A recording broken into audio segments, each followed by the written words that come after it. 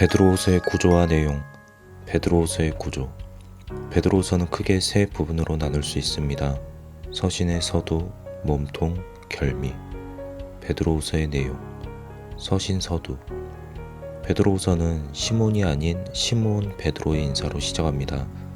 우리가 흔히 부르는 베드로라는 인물의 본래 이름은 히브리어 이름인 시므온으로 그 뜻은 듣는 자 혹은 들으셨다입니다. 이 이름은 주전 100년에서 주 200년 사이에 유대인들 사이에서 매우 흔한 이름이었습니다. 시몬은 본래 그리스 세계의 이름으로 히브리어 시므온과 발음이 비슷해 시므온을 시몬으로 바꿔 부르는 데 사용된 것입니다. 신약 성경에서는 베드로를 시몬으로 부르지만 사도행전 15장 14절과 베드로후서 1장 1절에서만 시므온으로 부릅니다. 베드로는 별칭으로 이는 아람어 케파를 그리스어로 번역한 것입니다. 베드로후서가 히브리식 이름인 시므온을 언급한 것은 그의 히브리적 정체성을 강조하기 위함입니다. 특히 예수님의 직접적인 증인으로서의 정체성을 드러내려는 의도로 보입니다. 머릿말에서는 서신의 주요 주제들이 먼저 언급됩니다. 첫 번째 주제는 덕성스러운 삶을 위한 윤리적 의무입니다.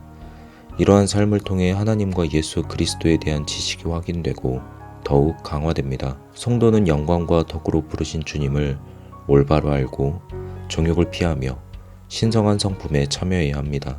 두 번째 주제는 종말의 예수 그리스도의 나라로 들어감입니다. 이는 하나님의 부르심과 선택에 합당한 행실을 보이는 사람에게 약속된 것입니다. 베드로후서는 머릿말에서부터 윤리적 방종을 배척하고 종말론적 희망을 확고히 하며 서신의 비판적 초점을 명확히 제시합니다. 이러한 초점은 이후 서신 몸통에서 거짓 선생들이라 불리는 자들을 논박하는데 중요한 논지로 사용됩니다. 서신 몸통. 서신 몸통의 첫 번째 부분은 베드로가 진리에 서 있는 사람들에게 항상 생각나게 하려는 말로 시작됩니다. 이어지는 이 장막에 있을 동안에 나의 장막을 벗어날 것이 임박한 줄을 알미라 에서 장막은 육신을 가리키며 이는 베드로가 육신에서 벗어날 날이 가까웠음을 뜻합니다. 따라서 지금 베드로의 말은 유언에 해당하며 베드로후서는 베드로의 마지막 당부를 전하는 유언 서신으로 이해할 수 있습니다. 베드로는 종말의 구원을 확증하는 교회의 든든한 반석입니다. 베드로는 예수님에 관한 이야기가 거짓 선생들이 주장하듯 교묘하게 꾸며진 것이 아님을 강조합니다. 오히려 베드로는 예수님의 변화산 사건을 직접 목격한 증인으로서 예수님의 재림을 보증합니다. 예수님께서는 변화산에서 영광을 받으셨으며 그와 같이 다시 재림하실 것입니다. 이 예수님에 대한 이야기는 우리가 이미 알고 있는 예언의 말씀을 통해 더욱 확증됩니다. 이 말씀은 어둠 속을 밝히는 등불처럼 우리를 비추며 하나님의 약속과 소망을 상기시킵니다. 날이 새어라는 표현은 아가서를 떠올리며 이는 하나님의 백성들이 기다리던 약속의 때를 상징합니다. 또한 샛별이 떠오르고 라는 표현은 민수기를 암시하며 이는 유대교 전통에서 메시아적으로 이해되던 본문입니다. 날이 저물고 새벽이 되어 별이 떠오르는 이미지는 종말론적인 시대를 여는 그리스도의 재림을 상징합니다. 둘째 부분은 거짓 선생들이라 불리는 사람들에 대한 논박으로 구성됩니다.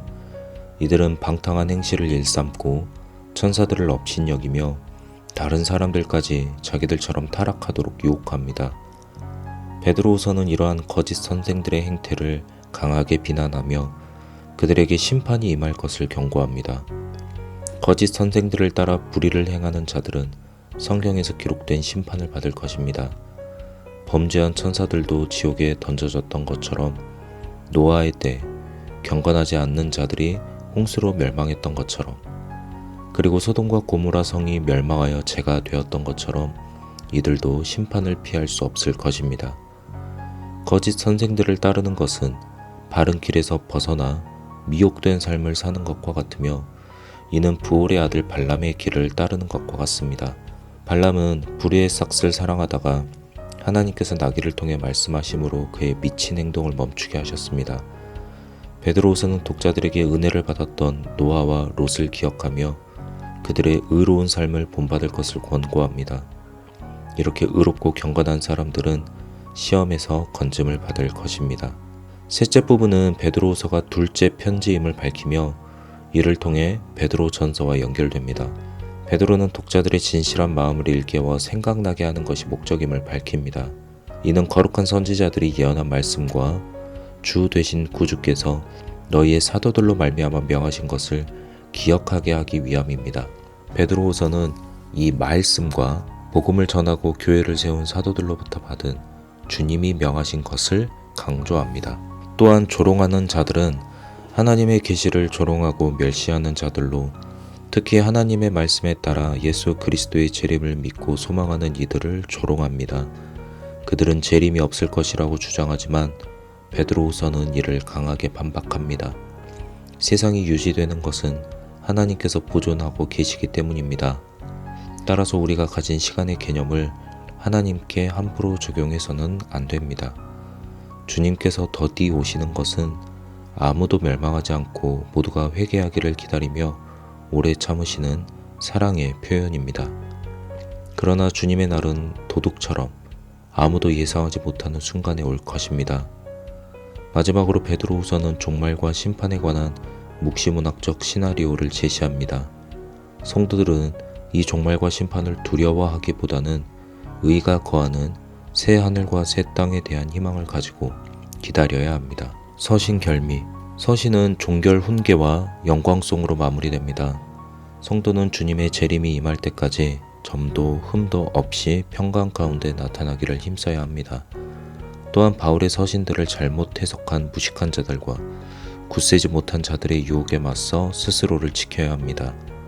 더불어 예수 그리스도의 은혜와 그분을 아는 지식을 더욱 깊이 키워나가야 합니다. 마지막으로 서신은 주님이시며 구원자이신 예수 그리스도께 바쳐진 영광송으로 끝맺습니다. 베드로후서의 기록 배경. 베드로후서의 저자. 베드로후서 역시 베드로 전서와 마찬가지로 친저성 문제가 제기되어 왔습니다. 이미 고대에도 베드로후서의 친저성은 의심을 받았으며 오늘날에도 베드로후서를 차명 저작으로 보는 견해는 논란의 여지가 거의 없습니다. 이러한 차명성을 뒷받침하는 근거는 다음과 같습니다.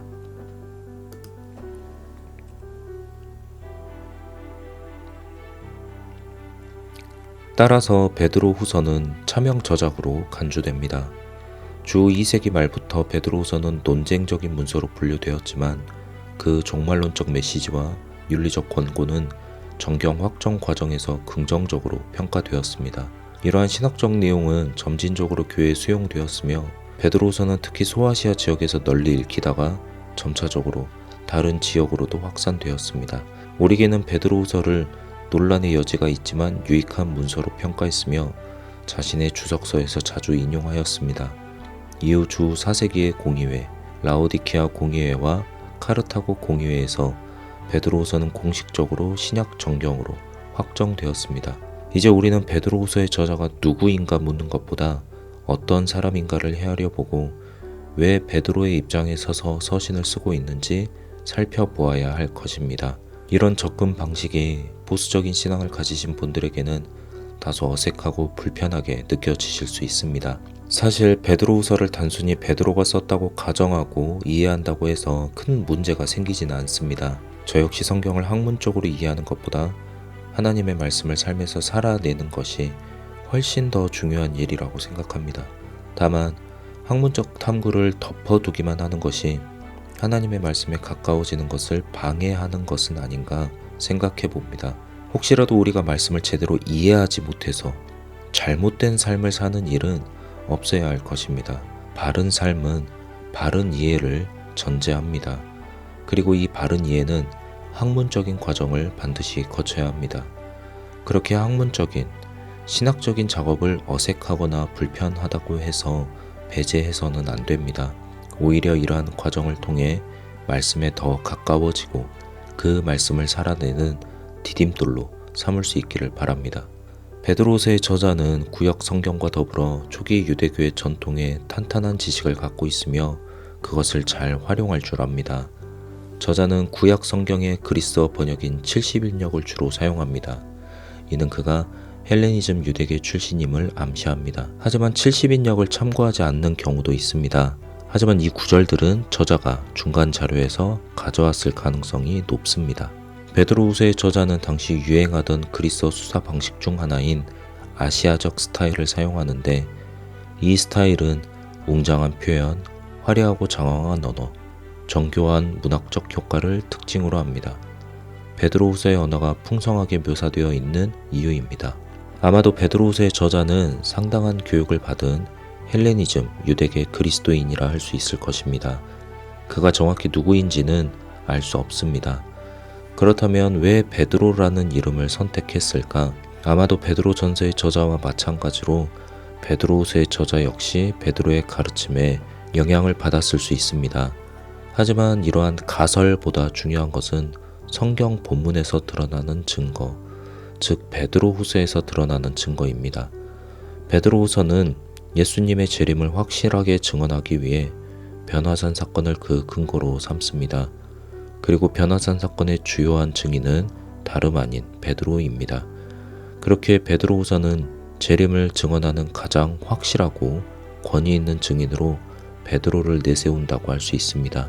또한 변화산 사건의 증인들 가운데 야고보나 요한을 선택하지 않은 것은 2세기 초에 베드로의 권위가 그만큼 영향력이 있었기 때문입니다. 베드로후서는 누구에게 쓰였나?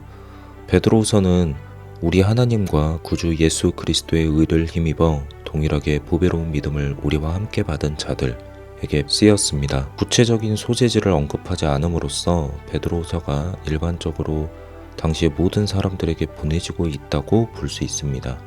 그렇게 이 서신을 보편적 서신, 즉 일반 서신으로 분류합니다. 하지만 베드로후서가 베드로전서를 명확히 언급하고 바울 서신 모음집에 관해 언급하는 본문의 증거들은 베드로후서의 수신지가 소아시아의 바울 선교 지역 안에 있다고 추론하게 합니다. 또한 3장 3절부터 4절과 같은 구체적인 상황에 대한 언급은 베드로후서가 소아시아 지역에 대부분 이방인으로 구성된 그리스도인 공동체들에게 보내졌음을 말합니다. 베드로후서는 언제 쓰였나? 베드로후서는 일로도 베드로전서와 유다서 이후에, 그리고 135년경 생겨난 외경 베드로 묵시록 이전에 쓰였습니다. 베드로전서와 유다서는 1세기 말에 쓰였는데 베드로후서가 이를 수용하고 유다서를 문학적으로 의존하기 위해서는 이 두 서신이 어느 정도 알려지는 데까지의 시간을 전제합니다.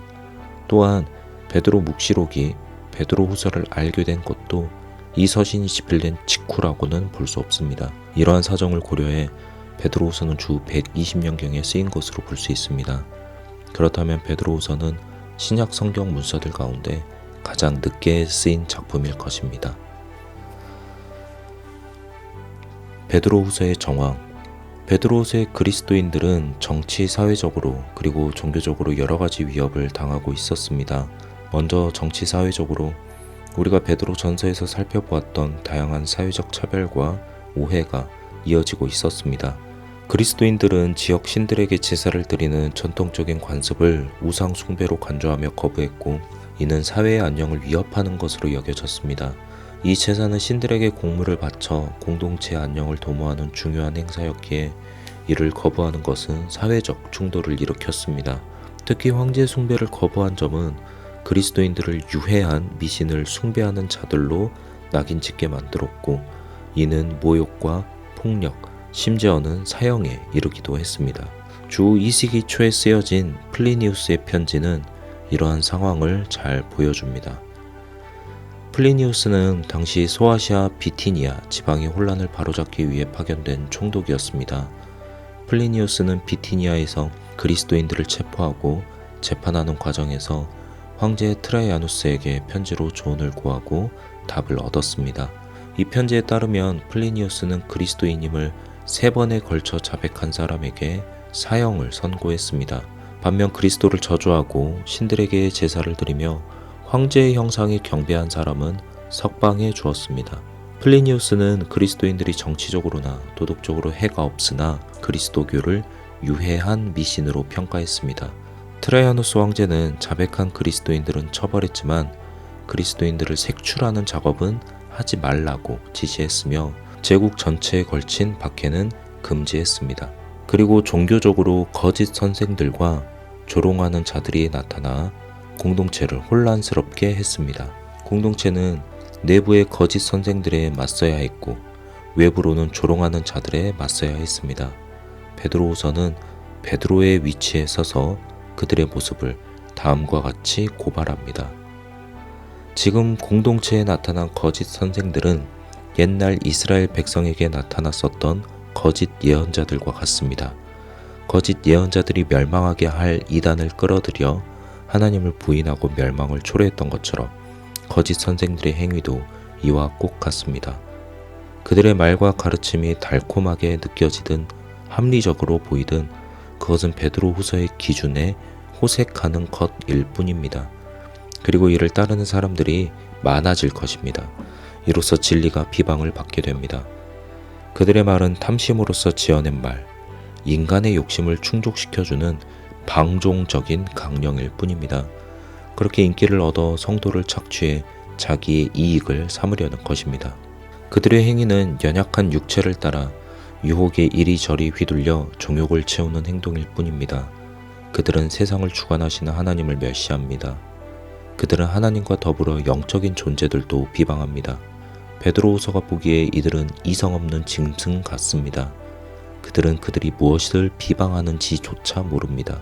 그들은 밝은 대낮부터 쾌락을 추구하며 향락에 빠져 지냅니다. 베드로후서의 기준에 이는 점과 흠, 즉 제의적으로 부정한 상태를 의미합니다. 레위기에 따르면 제의적으로 부정한 상태에 있는 사람은 하나님께 가까이 나아가서는 안 됩니다. 베드로후서는 거짓 선생들도 그들에게 미혹된 사람들도 이렇게 하나님께 가까이 나아가지 못하는 사람들로 봅니다. 거짓 선생들은 성도들을 속여 그리스도의 사랑과 희생을 기념하고 공동체적 나눔을 실천하는 공동체의 연회를 방탕함과 쾌락의 연회로 왜곡시킵니다. 그들의 눈에는 음심, 음란이 가득합니다. 그들의 죄악된 행동에는 멈추는 법이 없습니다. 그들은 연약한 지체들을 유혹에 걸려 넘어지게 합니다. 그들은 탐심을 전문적으로 훈련해 내면화시켜 놓았습니다. 그들의 길은 바른 길이 아니라 미혹된 길, 마치 옛날 발람의 길과 같은 잘못된 길을 가고 있습니다. 그들은 주님께서 경고하셨던 싹을 사랑하는 싹군과 같습니다.